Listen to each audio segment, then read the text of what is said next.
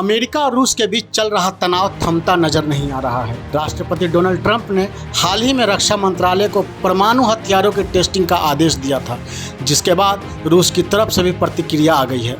Kremlin के प्रवक्ता Dmitry Peskov ने कहा कि रूस भी अमेरिका के एक्शन को देखकर ही अगला कदम उठाएगा। दिमित्री पेस्कोव ने कहा कि राष्ट्रपति ट्रंप ने अपने बयान में जिक्र किया कि कथित तौर पर कुछ देश परमाणु हथियारों का परीक्षण कर रहे हैं।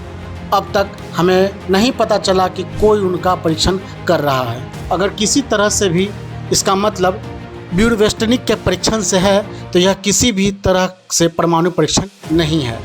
उन्होंने कहा कि सभी देश अपनी रक्षा प्रणालियां विकसित कर रहे हैं, लेकिन यह परमाणु परीक्षण नहीं है।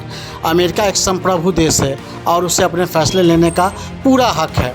लेकिन मैं राष्ट्रपति पुतिन के बयान को याद दिलाना चाहूँगा कि जिसे कई बार दोहराया गया है, अगर अमेरिका परमाणु परीक्षण पर लगी रोक हटाता है तो उसे उस स्थिति के हिसाब से कार्रवाई करेगा। रूस ने 26 अक्टूबर को क्रूज मिसाइल का परीक्षण की जानकारी दी थी। रूस के इस कदम के कुछ ही दिनों के भीतर अमेरिकी राष्ट्रपति ने परमाणु हथियारों को परीक्षण का आदेश दिया था।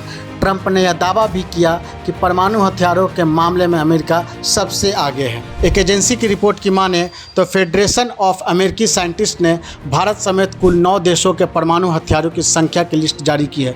रिपोर्ट में 2025 के आंकड़े दिखाए गए हैं। इस रिपोर्ट के मुताबिक रूस के पास 5449 परमाणु हथियार हैं, जबकि नाटो देशों को मिलाकर 5792 परमाणु हथियार हैं। नाटो देशों में अमेरिका के पास 5277 परमाणु हथियार हैं।